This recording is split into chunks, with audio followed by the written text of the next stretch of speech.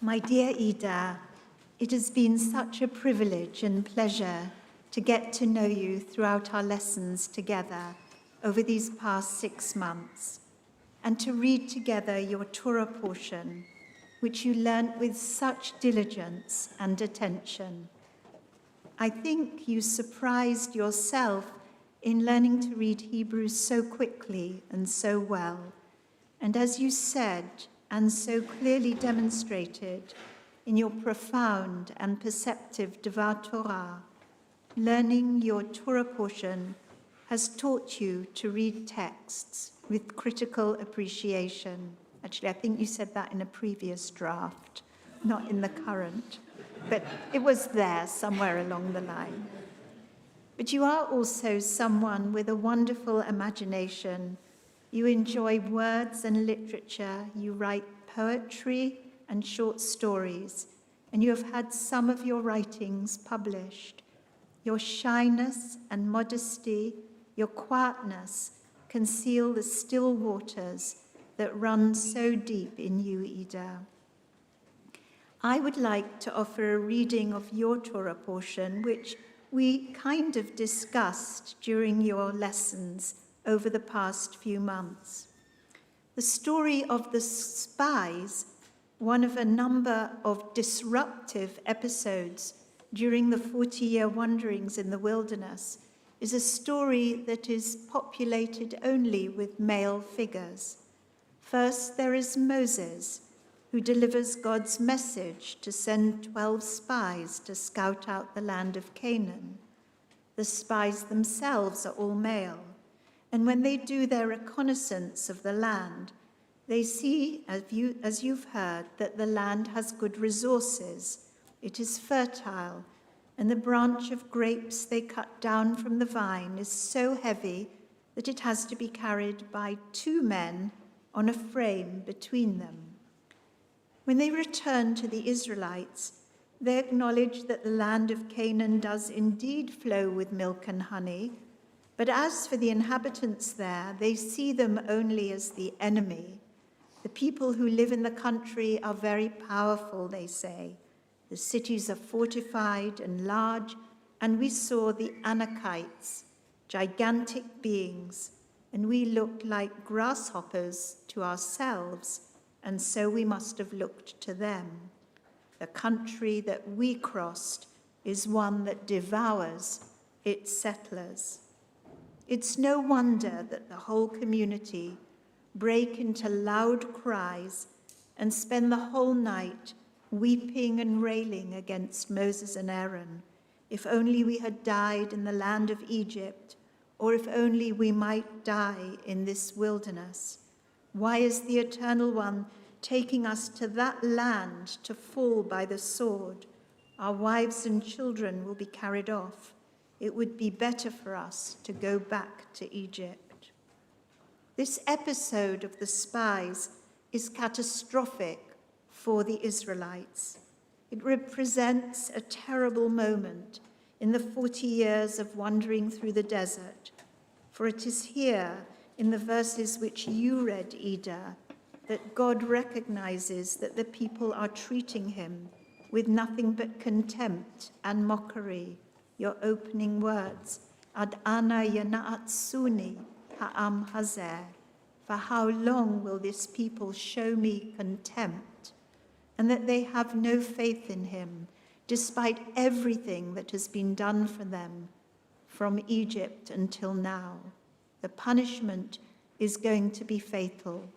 The whole generation who came out of Egypt will perish in the wilderness, and not one of them will see the land that was promised to their ancestors.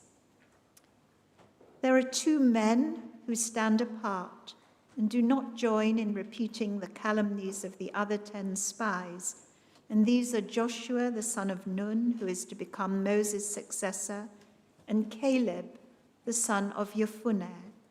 They do their best to calm the fears of the Israelites, telling them not to rebel against God, not to be frightened of what lies ahead.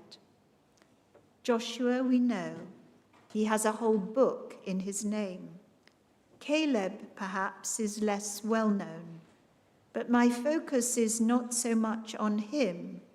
As I said, this story is populated only with men, but with the people who might have been around him at the time, who might have offered him encouragement and fortitude to push back against this calamitous rebellion. So who were these people? And where are they in your story, Ida? Why don't we hear about them? One of these individuals was undoubtedly Moses and Aaron's sister, Miriam, the same Miriam who stood and watched over her baby brother as he floated down the river Nile in a little basket after Pharaoh's decree that he would kill all the male babies. It is the same Miriam who offered to find a nurse for the baby after he had been rescued from the bulrushes by Pharaoh's daughter. And it is the same Miriam who led the people in a song of rejoicing and triumph after they had crossed the Sea of Reeds. And there is a further mention of Miriam, a tragic story about her that is found immediately before the account of the spies. She speaks out against Moses' Cushite wife and is punished for that with a disease that affects her skin, and she's temporarily shut out of the camp. After this, we don't hear about her again until her death. So why might she be relevant to the story of the spies? Nowhere is she mentioned in these biblical chapters, yet surely she must have been there, returned to the camp, convalescing perhaps, dealing with the trauma of her disease, the quarantine and isolation. In the Torah, Miriam remains unmarried. There's no mention of a partner or children. She's a single, independent woman, forging her own life as a singer, poet, and prophet. But the rabbis, much later on, and always uncomfortable with single women ploughing their own furrow, imagine a different kind of scenario for her. They take us back to the great aesthetic project that occurred in the wilderness, perhaps the Israelites' finest achievement, the design and construction of the tabernacle which housed the 10 Commandments.